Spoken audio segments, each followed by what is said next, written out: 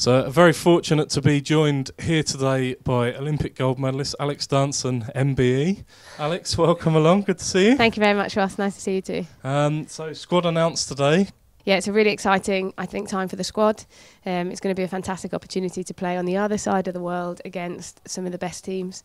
So yeah, really, really exciting. A very competitive squad, fantastic new players coming through. So it's going to be a very good trip.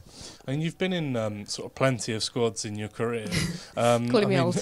No, of course not. Of course not. As I said to you before, evergreen is when you need to start worrying. When you start getting called that. But we're okay for the moment. But yeah, you've been in plenty of squads. I mean, what is it that kind of keeps you excited and keeps you wanting to come back and keep putting yourself through all the training and everything to keep being in these squads? I think you're absolutely spot on. The environment we live in is a massive privilege. I believe we have the best programme in the world, but it is really hard. And I think people forget, for all of the players, when we go off to a tournament, we have players that are back home, that stay training, that are competitive, that are fighting to be in the team the next tournament. And that's why I play, because the reason we were successful in the last cycle is because we were the best team. And I believe that it's going to be very different. It's going to be a real challenge. It's going to be our privilege to try and fulfil that challenge. But how do we recreate the best working team? So when this squad goes to Tokyo, they're world leading and they're the best again. And for me, it's about day in, day out behaviours. It's about forming our, new values, keeping our vision very, very strong, and doing it as a team and as a group of women. And day in, day out, that's a privilege to try and do that. And obviously, you've been here for, seeing Danny from when he started all the way through to now. What sort of, how has Danny changed and developed as a coach and as sort of a mentor for the squad over the time you've been involved? Yeah, we're very lucky to have Danny. He is an absolutely fantastic coach. I believe he's the best, probably, tactician in the world.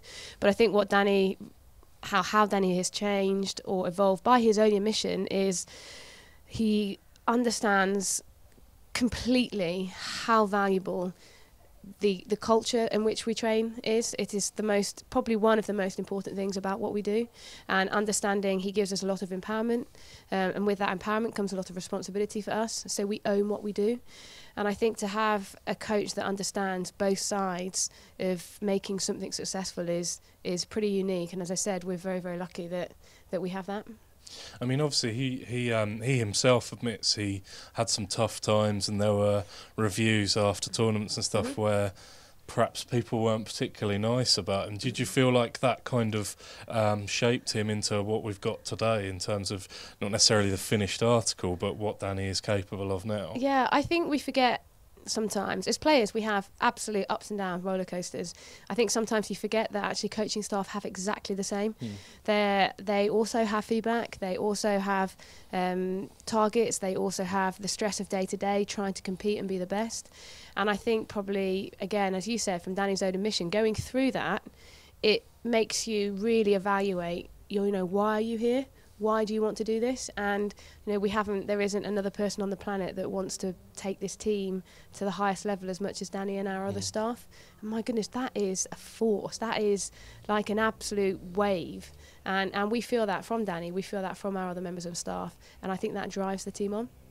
And, you've got a World League coming up, 3 very tough opponents in the pool, China, Argentina and Germany. What are you expecting to happen in that? I think we obviously come up against Germany a lot. That's going to be a very close, I think, encounter. They've got lots of new players. We've got the quickest players. I spend my life running around after them in training. So I think that's going to be an exciting game. Argentina, again, some very skillful individuals in their team, but so have we. And then China is going to be... we don't play China as often, so it's going to be that tactical balance and challenge. They're going to want to play in channels and get the ball going forward, so we'll have to be pretty smart in that. So 3 different games, but like any tournament, it'll be one match at a time. We're going to prepare, review, move on to the next one. But I think we will very much look about, how can we impart our team and ourselves on them. And yeah, it's going to be a really exciting tournament. And you yourself level on the all-time scorers list with the great Jane Sixsmith. So 1 goal will take you ahead of Jasper. Would you be aware of that? Well, when you were I up didn't there? know until you just told me, so no. And Jane Sixsmith is my absolute hero. So no, I had absolutely no idea, but thanks for letting me know, Ross. So no, No pressure. it will just very much be about playing. You know, if that comes, if that doesn't come, as long as I can do my job. But no, I didn't even realise. But yeah, as I said, she's one of my heroes, so that would be very special. I suspected you wouldn't be aware of it, No. but and I feel bad for mentioning it now. But never mind, no pressure. It's fine. It's all good. And I mean, you know, you've got some fantastic, talented young players that have come through. I mean, it must be really exciting for you seeing how those players grow day on day, and seeing them take that forward into tournaments like they did in the Europeans, and like they hopefully will in this tournament as well. Yeah, I mean, I've mentioned it already. I think our strength of a program like this is how quickly as athletes you can develop. You know, we have the best strength and conditioning program in the world. We have the best facilities here. We have coaching day in, day out.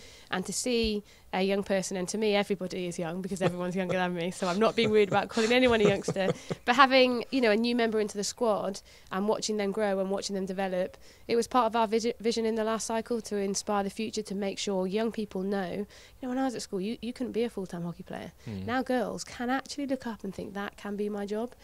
So when you actually see that product come in terms of players coming through and they are competitive and they're pushing and they're athletic and they're flipping skillful, it puts our sport in a very good place. And you yourself, you keep mentioning age, and you keep mentioning... No, you keep mentioning age. I mean, you know, obviously, you know, still going strong. But when you do finally hang up your stick, what would you like your legacy to be? How would you like people to think of Alex Danson, the hockey player, when they talk about you?